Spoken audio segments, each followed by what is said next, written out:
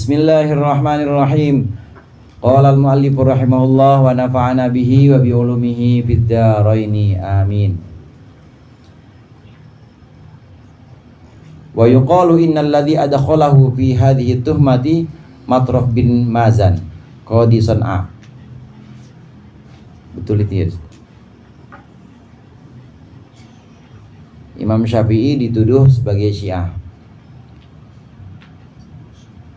Yaitu Farofa, yaitu kemarin dituduh Imam Syafi'i dicurigai sebagai pengikut Syiah juga. Kemudian ini sampailah informasi ini atau kecurigaan ini kepada Harun ar-Rasyid, ya, pada Harun ar-Rasyid. Nah, kemudian Harun ar-Rasyid memerintahkan pengawalnya atau memerintahkan petugasnya untuk membawa Imam Syafi'i ke hadapannya. Wa yuqalu, dan dikatakan innal ladzi adkhalahu fi hadhihi tuhmah, sesungguhnya orang yang memasukkan Imam Syafi'i dalam kecurigaan ini kecurigaan sebagai Syiah, itu adalah Matraf bin Mazan qadi San'a, yaitu Matraf bin Mazan yang menjadi hakim San'a. San'a itu di Yaman. Walladzi hamalahu milal Iraq Hamad al-Bariri, dan yang membawa Imam Syafi'i walladzi hamalahu, dan membawa mereka kumpulan Syiah itu ke Irak Hamad al-Bariri wa ilal Yaman, dan kepada Yaman. Wa kana muqaddimahum ala Rasyid, dan dia Hamad Bariri ini adalah yang mengajukan mereka para Syiah ala Rasyidi kepada Harun ar-Rasyid. Wa huwa bi Madinatir Riqah, dia ada di Madinah Riqah. Imam Syafi'i ini sempat di Yaman. Yaman itu tempat yang kondusif untuk orang-orang Syiah pada waktu itu. Banyak orang-orang Syiah, dan sekarang juga sebagian masih ada. Jadi ada orang-orang Syiah yang tinggal di Yaman. Imam Syafi'i pada waktu itu bersama orang-orang Syiah hidup di Yaman, dan ini dicurigai oleh hakim daerah Son'a pada waktu itu. Laporan ini sampai kepada Harun ar-Rasyid, kemudian dibawalah itu, termasuk Imam Syafi'i di dalamnya. Imam Syafi'i dalam rombongan itu dibawa untuk menghadap khalifah, menghadap Harun ar-Rasyid ke Irak. Ta'arrada Syafi'i bitilka tuhmati ila khatarin syadidin. Imam Syafi'i menghadapi kecurigaan itu ila khatarin syadidin, menghadapi kepada kekhawatiran yang sangat. Laula an qabadallahu lahu hajib ar-Rasyid. Kalau saja tidak mencabut siapa Allah lahu untuk Imam Syafi'i, mencabut Hajiba ar-Rasyid, pengawalnya ar-Rasyid Imam ar-Rasyid, yaitu Al-Fadl bin Rabi. Fadafa'a anhu, maka membelalah si Fadl anhu dari Imam Syafi'i hatta tathbuta baru'atuhu, sehingga tetaplah baru'atuhu, kebebasan Imam Syafi'i. Wa mimma qalahu Syafi'i, dan sebagian dari sesuatu yang dikatakan oleh Imam Syafi'i lirrasyidi kepada Harun ar-Rasyid, difa'an sebagai pembelaan an nafsihi dari dirinya, min tuhmati tasyayyu', dari kecurigaan menjadi Syiah. Ini ucapan Imam Syafi'i. A'ada'u may yaqulu inni ibnu ammihi, apakah aku meninggalkan seseorang yang berkata sesungguhnya aku adalah anak pamannya, maksudnya Harun ar-Rasyid.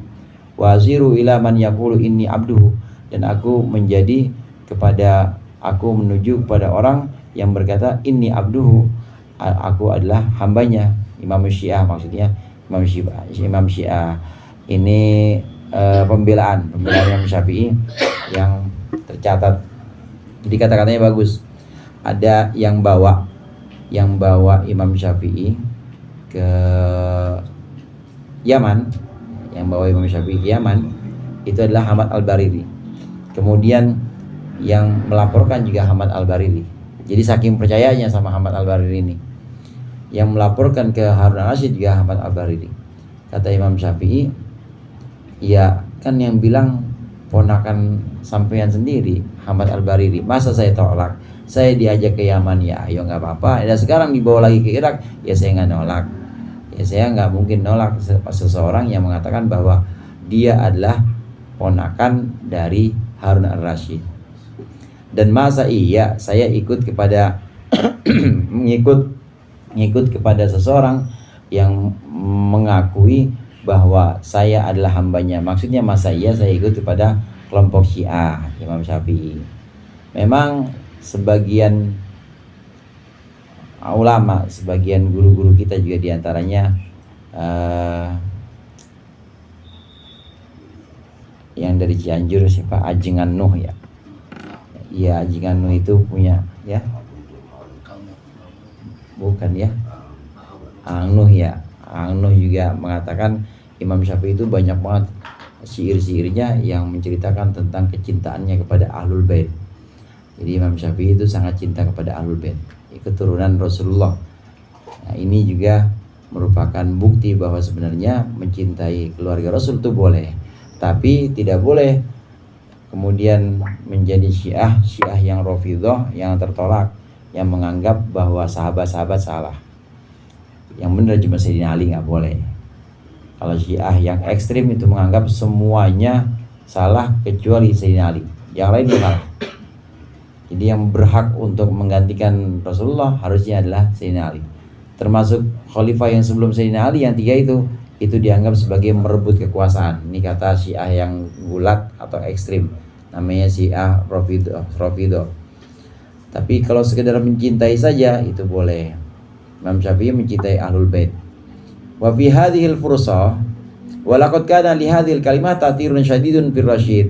Ada kata-kata ini, ungkapan tadi, ungkapan pembelaan Imam Syafi'i tadi ini sangat membekas kepada Harun ar-Rasyid, hatta amara bi itlaqihi wa uslihi, sehingga dia memerintahkan untuk membebaskan Imam Syafi'i dan juga mengantarkan Imam Syafi'i.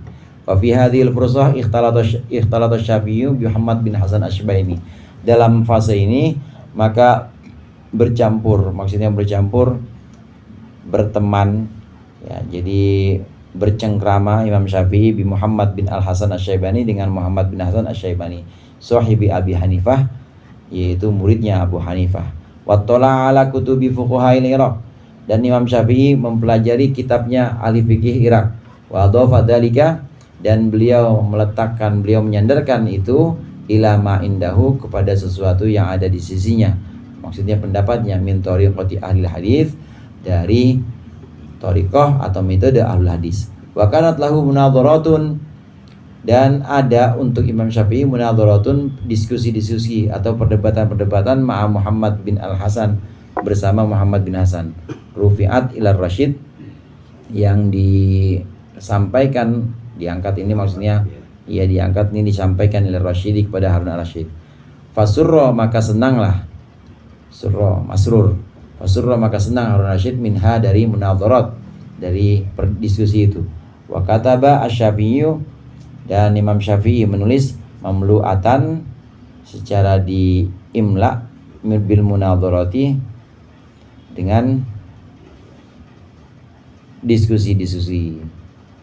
Bisa juga wa kutiba Syafi'u mamlu'atan bil munadharat, dan Imam Syafi'i dicatat sebagai orang yang penuh dengan diskusi-diskusi. Ini fase di mana Imam Syafi'i sampai di Irak.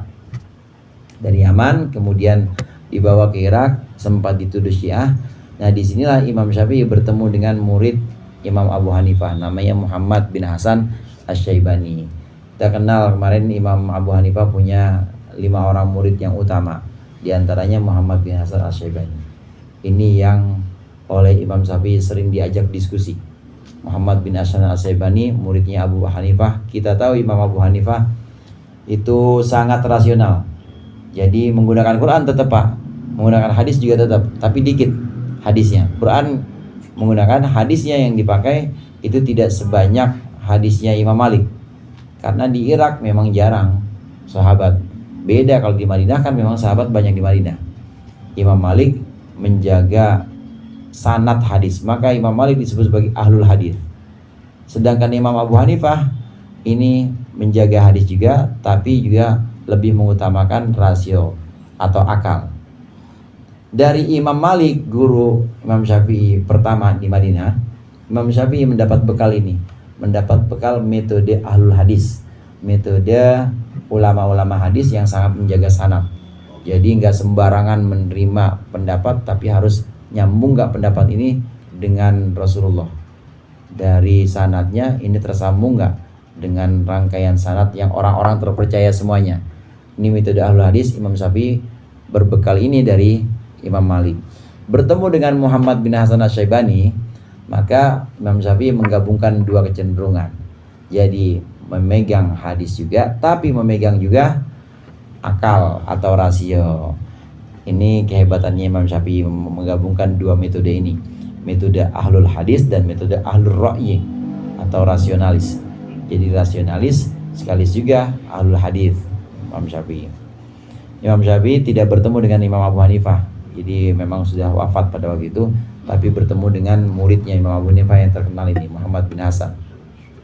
Banyak diskusi-diskusi atau ya ini catatan-catatan pembicaraan antara Imam Syafi'i dengan Muhammad bin Hasan Asy-Syaibani ini yang kemudian dituliskan dan sampai kepada Harun al-Rasyid. Harun al-Rasyid senang itu. Harun al-Rasyid senang dengan diskusi-diskusi ilmiah itu. Sampai kepada beliau dan beliau baca ini Harun al-Rasyid. Disinilah saudara Imam Syafi'i kemudian melandaskan qaul yang pertamanya disebut dengan qaul qadim. Madhab Imam Syafi'i qaul qadim, madhab yang pertama atau yang lawas. Karena nanti dari Irak Imam Syafi'i ke Mesir. Nah di Mesir qaul jadid. Ini di Baghdad ini, di Irak ini qaul qadim. Bersama dengan Hasan Asy-Syaibani, bersama dengan ulama-ulama Irak lainnya. Ulama-ulama yang notabene adalah ahlul ra'yi, ulama rasionalis, bukan ulama yang ahlul hadis. Ada Syafi'i min al-Iraq ila Hijaz wa samarra bi Makkah yastafidu wa yufidu muddatan min az-zamani. Wa kanat Makkah mawfidul ulama'i min sa'il aqalim. Wa kana Syafi'i yakhtalitu bihim wa yunadhiruhum wa ya'khudhu anhum wa ya'khuduna anhu ila an azzalahu ay yuqaddimal Iraq. Wallahu a'lam bissawab. Mudah-mudahan bermanfaat. Lebih kurangnya mohon maaf. Wallahul muwaffiq ila aqwamit thoriq. Assalamualaikum warahmatullahi wabarakatuh. Maaf.